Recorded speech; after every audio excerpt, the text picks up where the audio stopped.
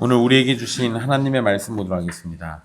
오늘 우리에게 주신 하나님의 말씀은 마태복음 19장 23절로 30절까지 말씀입니다. 마태복음 19장 23절부터 30절까지 말씀입니다.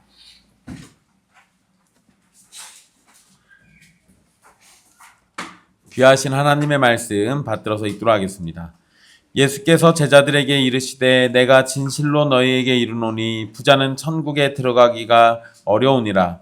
다시 너희에게 말하노니 낙타가 바늘귀에 들어가는 것이 부자가 하나님의 나라에 들어가는 것보다 쉬우니라 하시니 제자들이 듣고 몹시 놀라 이르되 그렇다면 누가 구원을 얻을 수 있으리이까.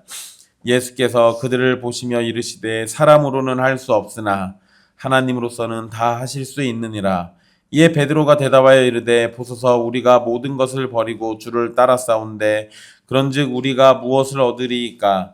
예수께서 이르시되 내가 진실로 너희에게 이르노니 세상이 새롭게 되어 인자가 자기 영광의 보좌에 앉을 때 나를 따르는 너희도 12보좌에 앉아 이스라엘 12지파를 심판하리라. 또 내 이름을 위하여 집이나 형제나 자매나 부모나 자식이나 전토를 벌인 자마다 여러 배를 받고 또 영생을 상속하리라. 그러나 먼저 된 자로서 나중되고 나중된 자로서 먼저 될 자가 많으니라. 아멘. 이 말씀은 살아계신 하나님의 말씀입니다.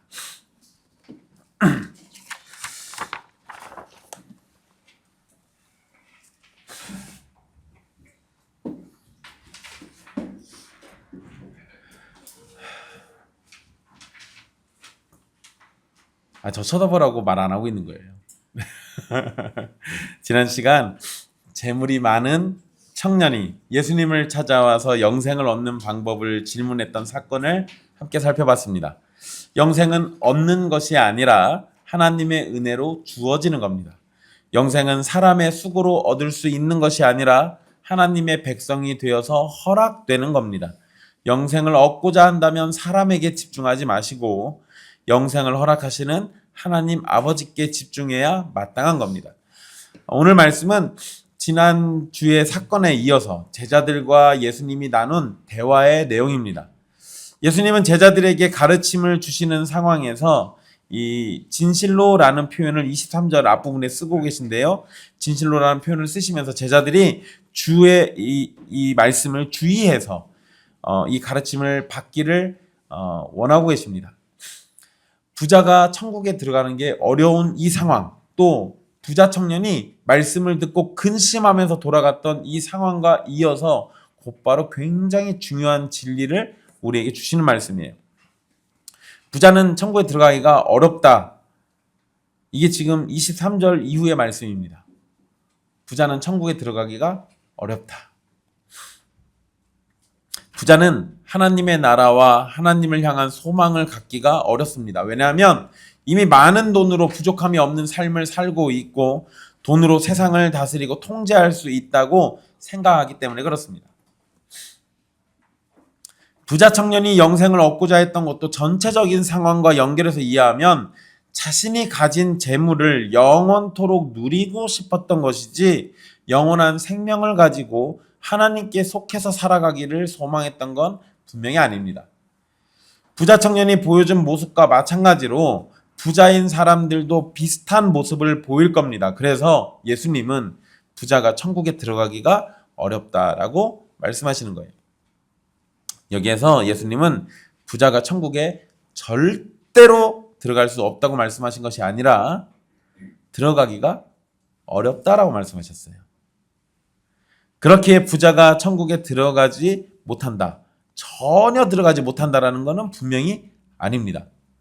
그러면 이 말씀대로라면 부자도 천국에 들어갈 수는 있다. 부자도 천국 갈 수는 있어요. 하지만 부유한 사람이 자신의 모든 것을 배설물로 여기고 하나님만을 의지하면서 살아간다는 것이 결코 쉽지 않다는 점을 생각하라는 겁니다. 예수님께서 부자가 천국에 들어가기 어렵다라고 말씀하실 때 이 말씀을 듣는 제자들은 대부분 중산층이거나 가난한 계층이에요. 그나마 좀 잘 사는 게 베드로 같은 어부들, 그래서 좀 중산층입니다. 막 획기적인 부자는 없어요. 있다면 딱 하나 있죠. 마태. 요 마태복음을 기록했던 그 마태. 원래 직업이 뭐였죠? 세리잖아요. 세리. 세리가 돈이 없을 리가 없어요. 그런데 마태는 자신의 소유를 다 포기하고 예수님을 따르는 삶을 살고 있잖아요. 그러니까 부자여도 천국에 들어갈 수 있는 방법이 있어요. 그건 뭡니까? 모든 것을 내려놓고 예수님을 따르면 됩니다. 이거를 문자 그대로 받아들이셔서 여러분들의 재산을 다 교회에 헌납하시고 그냥 거지 같은 모습으로 예수님을 믿으시면 다 천국에 가는 거예요. 그쵸? 이렇게 얘기하면 고개를 절레절레 흔드셔야죠. 우리 목사가 실수했구나. 이제 끌어내릴 때가 됐구나. 이 말씀은 문자 그대로 받아들이시면 안 돼요. 문자 그대로 받아들이실 필요는 없습니다. 교회 역사상 부자여도 신실한 성도들은 많이 있었습니다. 많이 있었으나 부자들이 엄청 많은 건 아니에요. 대부분의 성도들은 가난한 자들이었어요. 그리고 부자들이 예수님을 믿는 이유는 자기의 권력을 유지하거나 부를 더 많이 쌓기 위해서 복을 주는 수단으로 예수님을 믿는 경우가 훨씬 많았습니다. 어쨌든 자, 예수님은 다시 강조해서 말씀하시는데요. 24절의 말씀도 결국 부자가 하나님의 나라에 들어가는 것이 어렵다라는 것을 말씀하신 겁니다. 그런데 여기에서는 이제 비유적인 표현을 쓰시는데요. 낙타가 바늘귀로 들어가는 것이 부자가 하나님의 나라에 들어가는 것보다 쉽다는 말씀은 사실상 불가능에 가까운 얘기죠. 그냥 불가능하다는 얘기예요. 자, 여기에서 예수님의 말씀은 랍비식 과장으로 이해할 수 있는데요. 당시 중동 지방에서 가장 큰 동물이 낙타입니다. 그리고 가장 작은 구멍으로 여겨지는 게 바늘구멍이에요. 그러니까 가장 큰 동물이 가장 작은 구멍으로 통과하는 것을 얘기하신 거예요. 여러분 상상해 보세요. 등에 막 혹이 달린 이 거대한 낙타가 큰 몸을 이끌고 작은 바늘구멍 앞에 섰다고 생각해 보십시오. 어떻게든 이 낙타가 그 구멍을 통과해 보려고 머리도 집어넣고 다리도 집어넣고 이게 됩니까? 낙타에 털이 있는지 모르겠는데 털이 있다면 아마 그 털 하나도 못 들어갈 거예요.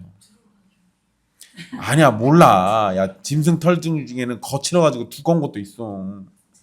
그러니까 여러분 머리를 집어넣으려고 해봐도 다리를 통과시키려 해도 어림도 없는 그 애를 쓰는 모습을 생각해 보세요. 무슨 짓을 해도 낙타는 바늘구멍을 통과할 수 없습니다. 마찬가지로 부자가 가진 모든 것, 부자가 의지하는 그 재물과 힘을 가지고 천국에 들어가려는 것이 바로 이와 같다는 거예요.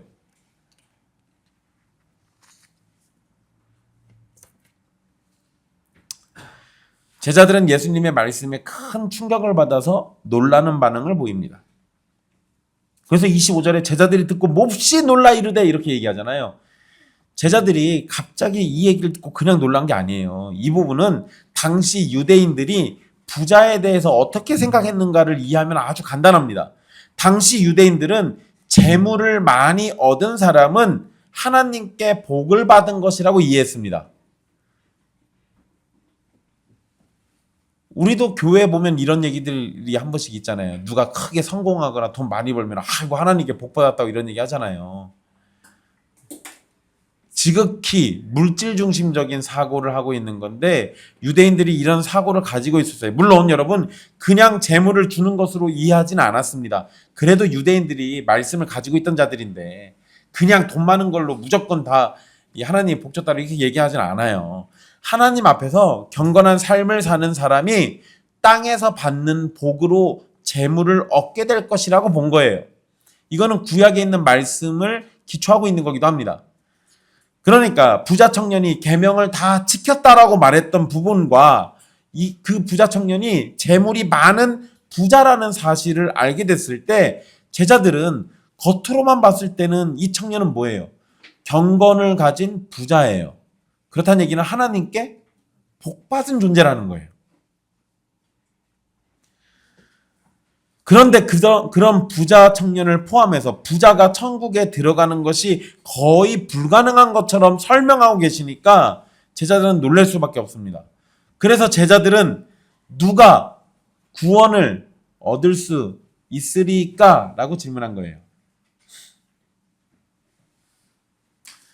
겉으로 보기에 경건하고 그에 대한 보상으로 재물을 얻은 부자가 천국에 들어가지 못한다면 누가 구원을 받고 천국에 들어갈 수 있겠는지 이걸 부정적으로 생각하게 되는 겁니다. 제자들의 세계관이 무너져 내린 거예요. 자기들의 가치관이 깨진 겁니다.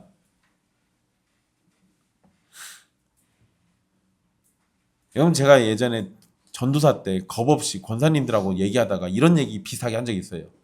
권사님들이 막 뭐 복 받은 얘기, 뭐 부자 뭐 이런 얘기 하시길래 돈이 항상 하나님의 복은 아닙니다. 저주일 수도 있죠. 그랬더니 권사님들이 안색이 안 좋아지셨어요. 왜냐면 다 자기들 자식들이 지금 부자 된 얘기하고 있었거든요. 근데 그분들 자녀들이 교회를 잘 안 나오세요. 돈 버니라 바빠서. 그러니까 제가 저주일 수도 있다는 얘기 했을 때 이분들 안색이 바뀐 건 자기들도 알고 있는 거예요. 지금 주의를 빠져가면서 돈 벌고 있는 그 상황이 온당치 않다라는 거 자기들도 알고 있는데 그거를 지금 뭘로 치장한 겁니까? 돈을 많이 벌고 있는 게 하나님께 복 받은 증거야. 그러니까 주의를 좀 빠져도 돈을 많이 벌고 있는 복을 받으니까 하나님이 용납하신 거야. 이렇게 지금 생각하고 있는 거죠. 아니에요. 그런 거 아닙니다.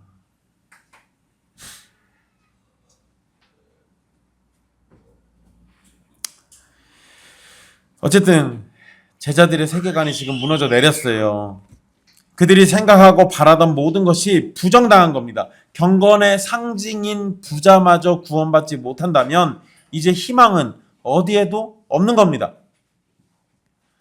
그래서 그들의 절망은 이 탄식처럼 이 절망이 지금 막 쏟아져 나오고 있는 거예요. 그렇다면 누가 구원을 얻을 수 있으리까? 이 말이 그냥 나온 게 아니에요. 자신들의 세계관이 무너지고 가치관이 깨지고 자기들이 원하는 바가 무너지니까 지금 이런 얘기가 절로 튀어나오는 겁니다. 이 질문은 제자들만의 질문이 아닙니다. 율법 앞에서 자신의 벌거벗은 모습을 발견한 모든 죄인의 절규예요. 바로 그 가장 깊은 절망의 순간 예수님께서 시간의 흐름에서 가장 위대한 복음의 선언을 하십니다. 사람으로는 할 수 없으나 하나님으로서는 다 하실 수 있느니라. 부자가 천국에 들어가는 방법은 부자의 재산이나 능력 또는 경건에 달린 것이 아닙니다. 가난한 사람이 천국에 들어가는 방법은 그들의 겸손과 낮아짐, 그들이 보이는 경건에 달린 것도 아니에요. 그래서 사람으로서는 할 수 없다고 말씀하신 거예요.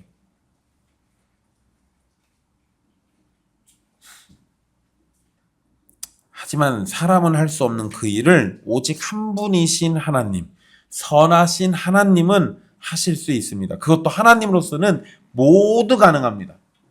다 하실 수 있다는 얘기는 뭔 소리예요? 부자든 가난한 사람이든 상관없이 하나님께 나아가면 모두 구원받을 수 있다는 얘기입니다. 부자가 천국에 들어가는 문제에서 이제는 제자도의 가르침으로 넘어가는 말씀이 27절 이후의 말씀입니다. 일단 여러분 23절부터 26절까지의 말씀은 종합해보면 사람은 스스로를 구원할 수 없어요. 이거는 부자나 가난한 사람이나 예외가 없는 겁니다. 부자가 천국에 들어가지 못한다라는 건 그 이야기는 이 당시 유대인들의 사고대로 한다면 경건의 결과가 부자였던 거잖아요. 그러면 가난한 사람들은 경건하지 않아서 가난했던 거예요. 이 사람들의 사고대로 하자면. 그런데 예수님이 부자는 천국에 못 들어간다라는 얘기한 건 경건의 흉내를 내는 부자여도 천국에 못 들어가. 경건의 흉내도 못 내는 가난한 자들은 당연히 못 들어가는 거예요. 그런데 그 얘기를 뒤집어서 하나님으로서는 다 하실 수 있다고 하잖아요. 부자든 가난하든 경건의 모양이 있든 없든 그게 중요한 게 아니라 하나님이 원하시면 하실 수 있다. 이 얘기예요. 이것이 복음입니다. 그리고 이런 위대한 복음의 말씀을 들었는데 27절에 베드로가 헛소리합니다.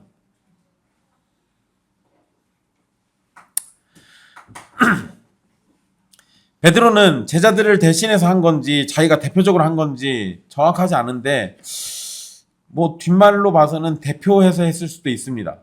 왜냐면 우리가라는 표현을 쓰는 거 보면 대표로서 한 얘기 같아요. 어쨌든 베드로는 자신들이 모든 것을 버리고 예수님을 따랐다라고 얘기합니다. 자, 여기에서 여러분 베드로는 이 베드로의 표현은 사실 심각한 문제가 있다는 점을 생각해야 합니다. 이게 뭐냐면 자신들이 모든 것을 버리고 예수님을 따랐다라고 얘기는 하지만 얼마 전에 자신들 중에 누가 제일 큰 자인지 놓고 다퉜잖아요. 그러니까 다 버렸는데 뭘 원하는 거예요? 큰 자, 위대한 자, 영웅같이 대접받는 자를 원하는 거예요. 다 내려놓은 게 아니에요. 예수님을 따르는 것은 맞지만 여전히 욕망이 있어서 자기가 어떤 권력과 위치를 가질 것인지를 따졌습니다. 심지어 여러분 이 모습이 어디에 또 나온지 아세요? 20장 20절 이후로 가면은요. 거기에 세베대의 아들의 어머니가 등장합니다. 어머니가 아들 둘, 야고보와 요한을 데리고 예수님께 청탁하는 장면이 있어요. 근데 이 청탁하는 장면도 되게 웃깁니다. 어쨌든 이건 다음에 다시 또 얘기해 드리겠지만 그 장면에서 나머지 제자들 24절에 보면 10 제자가 듣고 두 형제에 대해 분이 여기거늘이라는 표현이 나와요. 왜 그랬을까요? 엄마가 그랬거든요. 예수님의 나라의 좌우편에 우리 아들들 앉혀달라고. 그랬더니 나머지 10 제자가 그 자리가 내 자리인데 엄마를 앞세워서 저렇게 청탁을 해? 그래서 지금 화가 난 거예요. 나중에 다시 얘기해 드리겠지만 그 세베대 두 아들, 그 두 아들의 어머니는 예수님의 이모입니다. 친이모예요. 그러니까 혈연 관계예요. 그러니까 나머지 제자들이 화가 난 겁니다. 하나님의 나라에도 뭐가 있어요? 학연, 지연, 혈연이 있어요. 그러니까 이게 화가 어쨌든 예수님을 따르는 게 맞지만 이들은 여전해요. 제자들은 돈과 재물 그리고 모든 것을 버리고 예수님을 따랐던 것이 분명히 맞습니다. 하지만 그들은 여전히 그들 안에 있는 숨겨진 욕망을 가지고 있었고 그것이 걸림돌이 되고 있는 거예요. 재물이라는 우상은 물리쳤을지 몰라도 자기 자랑이라는 우상 앞에서는 무너지고 있는 겁니다. 되게 슬픈 얘기예요. 되게 슬픈 얘기입니다. 거기에 베드로는 상급에 관한 이야기까지 합니다. 제자들이 모든 것을 버리고 예수님을 따랐는데 그러면 자신들에게는 무엇이 얻어지는 것인지 이걸 물어본 거예요. 하나님의 피조물은 어떤 상급을 바라고 창조주이신 하나님께 순종해야 하는 것이 아닙니다. 그냥 우리는 존재 자체가 하나님께 그냥 순종해야 하는 거예요. 그런데 지금 베드로의 관점은 어떤 상급, 우리가 이렇게 했으니 상급 내놔라 이거잖아요. 하나님은 우리에게 절대적으로 순종을 받으셔야 하는 분이에요. 우리가 순종하면 뭘 주셔야 하는 그런 관계가 아니에요. 그런데 하나님은 우리의 연약함을 알고 계시기 때문에 상급을 준비해 놓으셨습니다. 그래서 예수님은 우리의 연약함에 반응하시면서 28절의 말씀을 주신 거예요. 예수님은 마지막 때에 얻게 될 영광을 말씀하시는데 어쩌면 베드로와 제자들은 이 대답이 실망스러웠을지도 모릅니다. 왜냐하면 제자들이 모든 것을 버린 것은 지금 나타난 일이고 원했던 상급도 지금 또는 빠른 시일 내에 받게 될 걸 기대하고 있는 거예요. 그런데 예수님의 표현은 세상이 새롭게 되어 인자가 자기 영광의 보좌에 앉을 때 이거 최후의 날이에요. 최후의 날. 근데 여러분, 저 엄마가 청탁하는 거 보면은요, 이걸 최후의 날로 이해를 못한 거예요. 곧 이런 날이 올 거다라고 생각한 겁니다. 제자들도 그렇게 반응한 거예요. 그러니까 말씀이신 예수님이 얘기해도 그 앞에서 직강을 들은 제자들도 말귀를 못 알아듣잖아요. 그래서 여러분들이 제 설교를 못 알아듣는 걸로 너무 절망하실 필요는 없어요. 저도 절망 안 합니다. 예수님도 그러시는데 뭘. 어쨌든 예수님은 종말의 때에 일어날 일을 얘기하셨어요. 세상이 새롭게 된다는 얘기는 하나님의 창조 세계가 전 세계적으로 회복되는 때를 얘기한 겁니다. 이러한 때가 되면 인자가 자기 영광의 보좌에 앉으신다라고 얘기하는데, 이 말씀은 다니엘 7장 13절 14절 말씀과 연결되는 거고요. 시편 110편 1절의 말씀에 뿌리를 두고 있는 겁니다. 인자이신 예수님이 하나님 우편에 앉아서 영광 가운데 통치자이심을 보여주실 겁니다. 예수님은 자신을 따르는 12제자가 어떤 상급을 받게 될 것인지를 분명하게 말씀하시는데요. 12제자는 12보좌에 앉아서 이스라엘의 12지파를 심판하게 된답니다.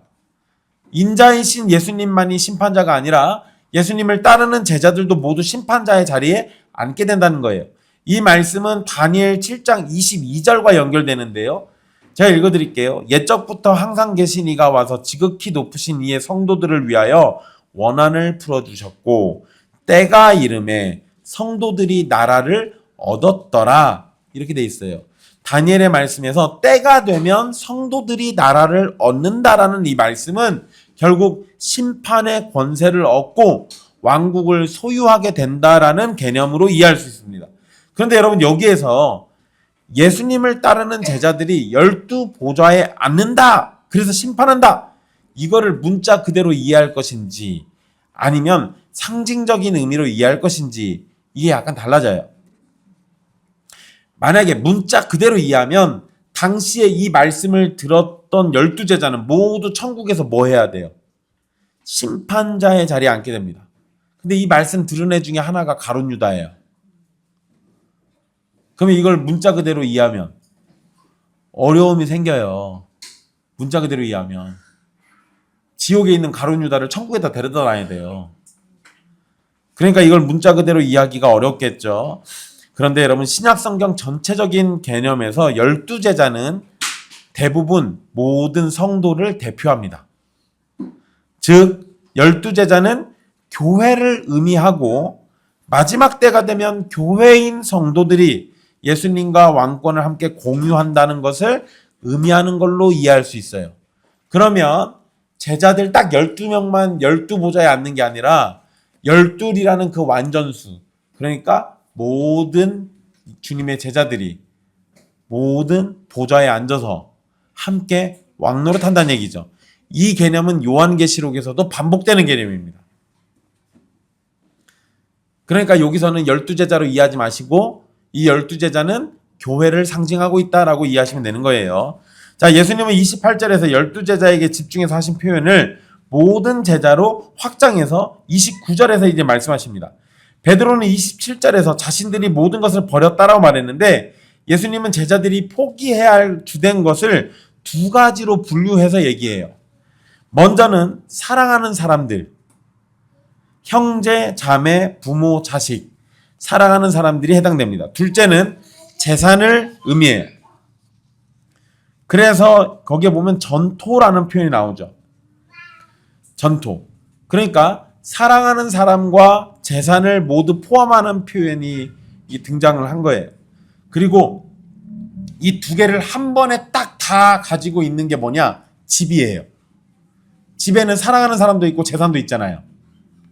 그러니까 예수님이 하신 거 잘 보면 집이 먼저 나오고 형제나 자매나 부모나 자식이나 사랑하는 사람들 나오고 그 다음에 전토 나오죠. 재산 나와요. 그러니까 이렇게 되면은 이거 다 그냥 집으로 해서 이해할 수 있습니다. 그런데 여러분, 이게 한글 성경에는 개수가 몇 개예요? 이렇게 하면 집, 형제, 자매, 부모, 자식, 전토 6개죠. 근데 헬라어에는 7개로 돼 있어요. 부모가 아버지, 어머니로 나눠져 있습니다. 예수님이 괜히 이렇게 하신 게 아니에요. 7개로 하시는 이유가 뭐겠어요? 7은 또 뭐예요? 완전수. 완전하고 충만한 숫자 7. 예수님이 이렇게 얘기하신 건 예수님을 위해서 모든 것을 버린 사람을 의미하고 있는 거예요.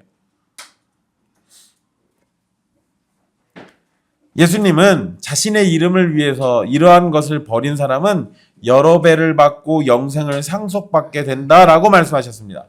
가족과 집은 땅에 속한 것으로 받기에는 이 한계가 있지만 하늘에 속한 가족과 집을 얻는 것은 그 수를 헤아릴 수가 없을 정도예요. 거기에 영생까지 상속받는다라고 말씀하셨어요. 부자 청년이 원했던 영생을 갖는 방법이 명확하게 제시됩니다. 예수님을 위해서 사랑하는 사람과 재산을 버린 사람이 상속받는 거예요. 모든 것을 가지려고 하는 사람은 아무것도 가질 수가 없어요.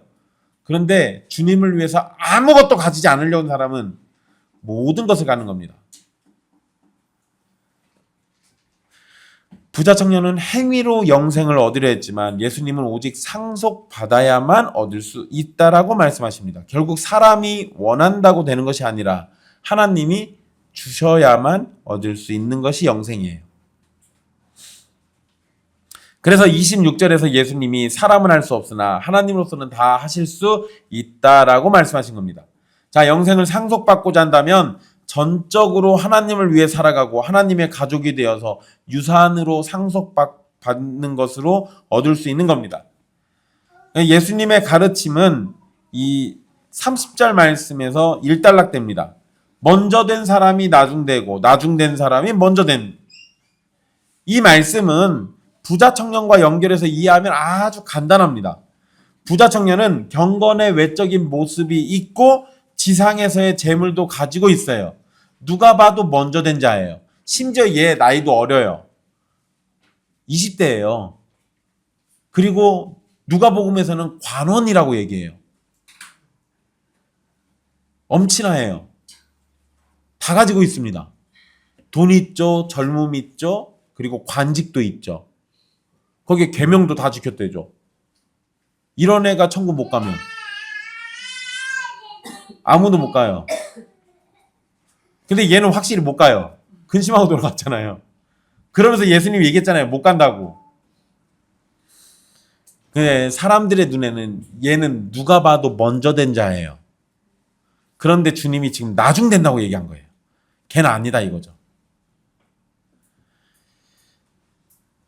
성공한 사람으로 사람들 눈에 비춰지지만 당연히 먼저 하나님의 은혜를 받을 거라고 예상되는 이 부자 청년. 하지만 예수님의 말씀대로 하면 부자 청년은 뒤로 밀리고 예수님을 위해서 포기하고 따른 제자들이 더 큰 상급과 은혜를 누리게 되는 겁니다. 사실 그리고 여러분 이 부자 청년이요. 근심하고 돌아가지 않았더라면 조금만 더 옆에 있었더라면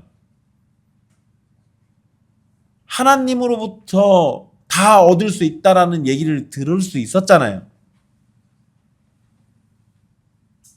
그 근심하며 돌아간 그 순간이 이 청년에게 영생이 아니라 죽음으로 인도한 거예요. 근데 여러분 제자들은 진짜 엉망진창 엉터리지만 그 순간 누구 옆에 있었어요? 예수님 옆에 있었잖아요. 이 얘기 듣고 있잖아요. 그러면서도 딴 생각 하더라도 끝끝내 예수님 옆에 있긴 하잖아요. 나중에 도망가긴 하지만 도망갔더니 그땐 또 예수님이 어떻게 해요? 찾아가시잖아요. 부자 청년 찾아갔다는 얘기 들어보셨습니까? 봐봐요. 개념이 달라요. 은혜 주시고자 하는 자에 대한 주님의 태도와 개념이 완전히 달라요.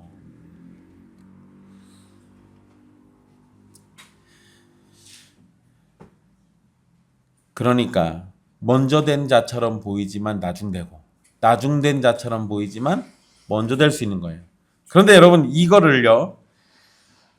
제자들을 먼저 된 자로도 이해할 수 있습니다. 이건 이중의 의미가 있어요. 그게 뭐냐면 바로 앞전에 이 베드로가 주책바가지처럼 자신들은 모든 것을 버리고 주님을 따랐다라고 하면서 우리가 얻을 것이 무엇냐라고 질문했잖아요. 자, 이러면 우리가 지금 뭐예요? 먼저 된 자예요. 우리는 옛날부터 주님을 따랐습니다. 우리는 먼저 주님을 따랐습니다. 우리가 바로 그 먼저 된 자입니다. 라고 얘기한 거예요. 그러니까 상을 주시더라도 우리한테 먼저 주세요. 이 얘기죠. 근데 거기다 대고 주님이 너희가 먼저 된 건 맞긴 한데 나중 될 수 있는 거야 라고 지금 경고하신 거예요. 그리고 이 경고의 내용이 뭐와 이어지냐면 20장 1절에 나와 있는 이 품꾼의 비유. 여러분 아실 거예요. 주인이 포도원에 일하는 사람을 6시에 가서 데리고 오고 9시에 가서 데려오고 막 이렇게 11시에 가서 데려오고 5시에 가서 데려오고 이거 있잖아요. 그 얘기. 그거하고 연결돼서 이야기를 해요. 자, 이러면 이 뒤에 있는 비유하고 연결해서 이해하면 이 먼저 된 자가 나중 되고 나중 된 자가 먼저 된 자는 이 얘기는 누가 봐도 제자들이라고 한 얘기예요. 왜냐면 제자들은 옛날부터 예수님을 따랐으니까. 어쨌든 이 중에 의미가 있다라는 거 여러분 잘 기억해 두세요. 자, 여러분 본문에서 부자가 천국에 들어가기 어렵다라고 하신 말씀은 어린아이와 같은 자들이 천국을 소유한다고 하신 말씀과 자연스럽게 조화를 이룹니다. 부자는 가진 것이 많기 때문에 의존적인 모습을 보이지 못하고 자신의 돈과 권력 자체를 힘입어서 모든 일을 해결하려고 합니다. 그들에게 하나님은 절대적으로 의존할 존재가 아니라 적당히 의지하고 적당히 주고받는 관계면 돼요. 하지만 어린아이는 아무것도 스스로 할 수 없는 존재로 여기기 때문에 온전히 하나님을 의지할 수밖에 없습니다. 낙타가 바늘구멍을 통과할 수는 없어요. 마찬가지로 부자가 천국에 들어가는 것은 불가능합니다. 그런데 어린아이가 바늘구멍 앞에 선다면 그것을 통과하기 위해서 뭐 하겠어요? 하나님 바라보겠죠. 어린아이가 천국 앞에 선다면 자기 힘으로 천국 문 열고 들어가려고 안 할 겁니다. 천국 문 앞에서 도와달라고 소리치면서 하나님의 도우심을 구할 겁니다. 그러니까 어린아이와 같은 자가 구원받는다는 얘기예요. 자, 여러분 오늘 말씀에서 아마 여러분들 이런 얘기 들어보셨을 거예요. 최근에 학자들이 낙타를 밧줄로 해석합니다. 낙타가 아니라 이거 오역. 비슷한 단어 중에 밧줄이라고 있거든요. 그러니까 밧줄로 바늘구멍을 통과한다. 할 수 있으면 해보시든가. 아니 낙타가 바늘구멍, 낙타든 밧줄이든 할 수 있으면 해보시라 이거예요. 근데 여러분 이렇게 하니까 이 학자들 나쁜 놈들 많아요. 바늘구멍은 바늘구멍이 아니라 이 예루살렘에 보면 낮은 성문을 의미하는 거다라고 얘기를 해요. 그래서 낮은 성문을 지나가려면 낙타가 어떻게 지나가야 하냐? 숙여서 들어가야 돼요. 이건 뭐예요? 그쵸? 겸손. 그러니까 예수님이 뭔 얘기를 했다는 거예요? 겸손한 자만이 천국에 들어갈 수 있다. 이 얘기를 했다는 거예요. 아유, 그렇다고 칩시다 그냥. 그러면 여러분 겸손은 해야만 천국에 들어갈 수 있다. 얼추 틀린 말은 아닌데요. 여러분 오해하면 안 됩니다. 겸손은 천국 백성의 미덕이지 천국에 들어갈 수 있는 구원의 길이 아니에요. 이거 착각하는 겁니다. 그리고 학자들이 이렇게 해석하는 건 논점을 흐리는 겁니다. 예수님의 논점은 사람은 절대로 자신의 구원을 이룰 수 없다는 거예요. 그러니 밧줄이니 낮은 성문이니 이런 소리를 하면 절대로 안 되는 거예요. 사람은 할 수 없지만 하나님은 다 하실 수 있다라는 것은 부자든 거지든 상관없이 하나님께서 은혜를 베풀어 주시면 누구나 구원받을 수 있다라는 겁니다. 결정은 하나님의 손에 달려 있는 거지 사람의 어떠함으로 되는 것이 아니라는 거예요. 그리고 부자 청년과 연결해서 이해하면 외적인 경건을 가지고 하나님께 은혜로 부유함을 선물로 받은 사람이 천국에 들어가지 못한다는 것은 사실상 부자가 천국에 들어가는 것이 어렵다는 것이 아니라 모든 사람이 천국에 들어가는 것이 어렵다는 얘기예요. 그런데 여러분 이 부분에서 우리는 심히 크게 반성해야 합니다. 교회는 때때로 부자들의 손에 의해 움직여집니다. 때때로가 아니죠. 사실 거의 대부분이에요. 부유한 성도들의 목소리에 귀를 기울이고 그들이 원하는 방향으로 교회가 흘러가기도 합니다. 이러한 모습은 경건이 아니라 권력과 돈이 교회를 지배하는 것이고 하나님의 교회가 아니라 부자의 교회로 자신들의 정체성을 드러내는 거예요. 부자를 포함해서 모든 사람이 천국에 들어가기 어렵다라는 점은 우리가 언제나 하나님 앞에서 겸손의 함을 가르쳐 주는 거예요. 교회는 부자들에 의해서 눈치 볼 것이 아니라 그들에게 예수님의 말씀을 전하고 부유함을 자신의 자랑으로 삼을 것이 아니라 부자와 가난한 자 모두에게 은혜 주시는 하나님으로 자랑을 삼도록 해야 합니다. 베드로는 보상을 또 생각하면서 자신들이 제자의 삶을 살고 있다라고 말하고 있잖아요. 하지만 성도는 보상을 얻기 위해서 주님을 섬기는 것이 아니어야 합니다. 만약에 보상을 받기 위해서 주님을 섬기는 거라면 번지수를 잘못 찾았어요. 그런 거는 저희 이슬람 교도들을 믿으셔야지. 이슬람 교도들 봐봐요. 땅 아무데나 파도 막 기름이 막 솟구쳐가지고 금방 부자 되잖아요. 거기로 가세요. 거기로. 대신에 석유와 함께 지옥 가시면 됩니다. 신나겠어요. 지옥불 탈 때 석유 막 끼얹어가지고 활활 잘 타겠네. 우리의 삶이 땅에 있다면 계속해서 땅에 속한 걸 바랄 겁니다. 우리의 삶이 자신을 위한 것이라면 계속해서 자신이 삶의 중심이 되어서 자신만을 유익하게 하는 삶을 살 거예요. 우리가 이 세상의 것을 위해서 애쓴다면 우리의 존재는 이 세상에서 그 가치를 다할 것이고 그 이후에는 먼지처럼 기억되지 못할 지옥의 자녀가 될 겁니다. 하지만 참된 성도는 삶의 목적을 땅이 아니라 하늘에 두고 살아갑니다. 성도는 자신을 위한 삶을 버리고 하나님의 영광을 위한 삶을 살아가요. 성도는 세상의 것이 아니라 하나님의 것을 위해서 애쓰며 살아갑니다.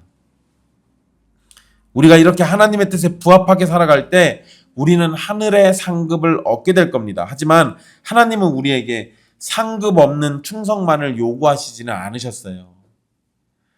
제자도의 요구는 크지만 그 보상은 훨씬 더 클 겁니다. 예수님을 따르기 위해서 모든 것을 버려야 한다는 거 쉬운 이야기가 아니에요. 그런데 우리가 버리는 것 이상으로 보상은 더 크다는 거예요. 그리고 그 보상은 땅에 속한 것과 비교할 수 없는 하늘에서 받을 보상입니다. 하늘에서 우리가 받을 상급은 예수님의 왕권에 함께 동참하는 겁니다. 예수님의 말씀은 우리 앞에 두 개의 거울을 놓습니다. 하나는 부자 청년의 거울이고 그 거울, 부자 청년의 거울은 그 속에는 세상의 것을 꽉 쥐어잡느라 하나님의 손은 잡지 못하는 우리의 모습이 비춰집니다. 다른 하나는 베드로의 거울이에요. 그 거울 속에는 주님을 위해서 무언가를 버렸다는 사실을 은근한 공로로 삼아서 하나님과 거래하려는 교만한 우리의 모습이 비춰집니다. 이 두 모습을 통해 주님은 세상의 가치관이 하나님 나라에서는 완전히 뒤집힌다는 충격적인 진리를 선포하신 거예요. 먼저 된 자가 나중되고 나중된 자가 먼저 된. 이 위대한 반전의 중심에는 단 하나의 선언이 있습니다. 사람으로는 할 수 없으되 하나님으로서는 다 하실 수 있느니라. 맞습니다. 구원은 우리의 소유나 포기, 그 어떤 행위로도 이룰 수 없는 오직 하나님의 전적인 은혜로만 가능한 기적입니다. 그러므로 예수님은 오늘 말씀에서 우리에게 가치관의 완전한 혁명을 요구하시는 거예요. 부자 청년처럼 세상의 재물과 안정을 하나님보다 더 큰 가치로 여기고 있지는 않는가? 혹은 베드로처럼 나의 헌신과 수고를 은근한 공로로 삼아서 하나님과 보상을 거래하려고 하고 있지는 않은가? 우리가 손에 꽉 쥐고 있는 것이 재물이든 나의 의로움이든 그것이 하나님보다 더 가치 있는 것이 되는 순간 우리는 결코 하나님 나라에 들어갈 수가 없습니다. 낙타가 바늘구멍을 통과할 수 없듯이 우리도 절대 천국에 못 들어갈 거예요. 성경의 가르침은 우리에게 빈손으로 나오라고 초대합니다. 하나님께 뭘 드리려고 바리바리 싸들고 와서 그거 내밀면서 구원 달라고 하지 말란 얘기예요. 그냥 빈손 들고 나오시라고요. 천부여 의지 없어서 손 들고 나간대잖아요. 그렇게 나오시라고요. 나의 모든 소유와 공로가 구원의 근거가 될 수 없음을 인정하고 오직 십자가의 은혜만을 붙드는 겁니다. 이것이 바로 가장 가치 있는 분이신 예수 그리스도를 위해서 덜 가치 있는 것들을 내려놓는 참된 제자의 결단이에요. 사랑하는 형제와 자매 여러분, 모든 소유와 여러분들의 수고, 공로를 내려놓는 결단은 결코 손해가 아닙니다. 오히려 가장 위대한 투자예요. 우리가 주님을 위해 기꺼이 우리 손을 비울 때 하나님께서는 그 빈손을 세상이 줄 수 없는 하늘의 영광으로 채워주실 겁니다. 이 땅에서 수많은 영적 가족을 얻게 하시고 무엇보다 영원한 생명을 상속받게 하시고 마지막 날에는 주님과 함께 다스리는 영광의 보좌에 앉게 하실 겁니다. 우리의 자랑은 우리가 무엇을 버렸는가에 있지 않습니다. 우리의 유일한 자랑은 우리를 위해서 모든 것을 버리시고 십자가를 지신 예수 그리스도 바로 그분이에요.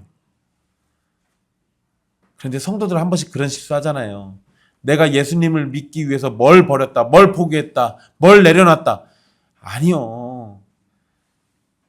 내가 내려놓은 게 아니라 주님의 은혜가 나로 하여금 내려놓게 했겠지. 만약에 진짜로 내가 내려놓고 그걸 공로로 생각하면 그 사람에게는 예수님이 없는 거예요.